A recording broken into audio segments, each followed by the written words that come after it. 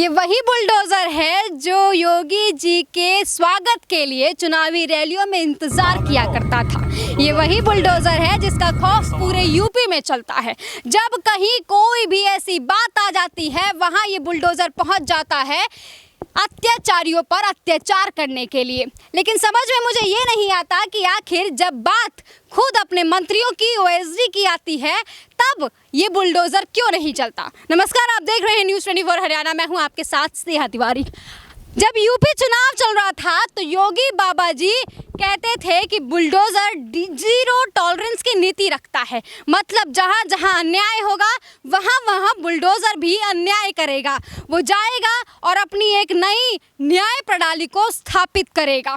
Supreme court, high court और तमाम court के झमेलों में कौन पड़े, इसीलिए बुलडोज़र योगी बाबा जी इस्तेमाल किया करते थे अपने उत्तर प्रदेश को पूरे तरीके से अच्छा बनाने के लिए, भ्रष्टाचार मुक्त बनाने के लिए। लेकिन अफसोस की बात यह है कि यूपी सरकार में योगी बाबा जी का दूसरा कार्यकाल चल रहा है और दूसरे कार्यकाल में अभी 100 दिन पूरे हुए हैं और लगातार 3 मंत्रियों के नाम केंद्र में बने हुए हैं क्योंकि उनके ओएसडी पर भ्रष्टाचार का आरोप लगा है। भ्रष्टाचार किस बात का? तबादले का।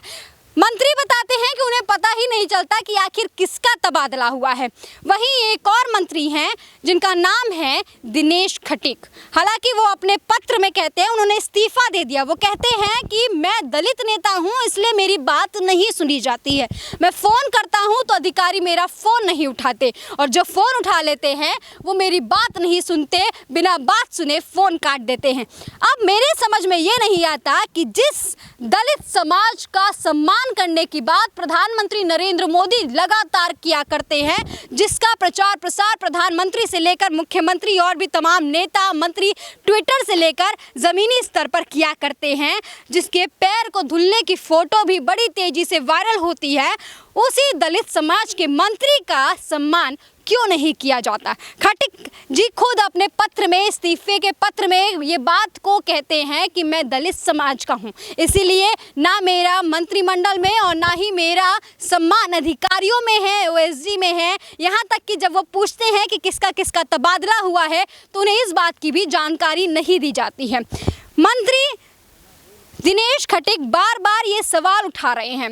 अब आखिर में योगी बाबा जी सही हैं या उनका मंत्रिमंडल सही है या दिनेश खटीक जी सही हैं, इस बात पर गहन चर्चा होनी चाहिए।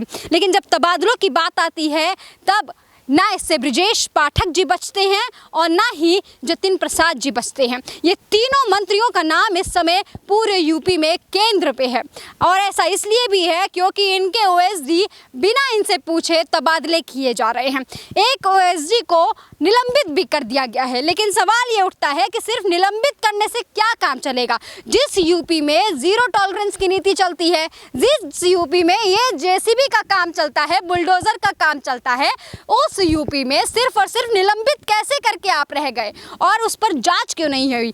जो सीबीआई, ईडी, फलाना ढिमकाना, इतने तमाम जो आपके ऑर्गेनाइजेशन एजेंसियां हैं जो लगातार छापे पे छापा मार रही हैं, आखिर वो अभी कहां पहुंची हुई हैं। वो इन ओएसडी के घर, वो इन मंत्रियों के घर, वो इन अधिकारियों के घर क्यों नहीं जा पा रही हैं। क्या इनके पीछे कोई साख है, कोई नीति है या कोई और बात है, इसका भी पता चल ही जाएगा। लेकिन सवाल ये उठता है कि यूपी में इस वक्त चल क्या रहा है। आखिर दूसरा कार्यकाल इतना ज़्यादा अच्छे से चल क्यों नहीं रहा है। जिस एक कार्यकाल को लेकर यूपी चुनाव में जोरों शोरों से बोला गया कि हमारा एक कार्यकाल इतना अच्छा रहा कि यूपी चाहता है फिर से योगी बाबा को, लेकिन अब उनके 100 दिन पूरे हुए हैं मुश्किल से और ऐसी खबरें सामने आ रही हैं। 1 महीने से ये सिलसिला चला आ रहा है तबादलों वाला, और तबादलों में किसका तबादला होना है, किसका नहीं होना है, इसमें भी घूसखोरी की बात सामने आ रही है। और ऐसा मैं नहीं कह रही बल्कि सम्मानित न्यूज़पेपर कह रहे हैं। अब इस पूरे ही मामले में आपकी क्या कुछ प्रतिक्रिया है, मुझे कमेंट सेक्शन में ज़रूर बताइएगा। और बुलडोज़र बाबा की नीति जीरो टॉलरेंस पर आपकी क्या राय है, ये भी ज़रूर बताइएगा। चलती हूँ, नमस्कार।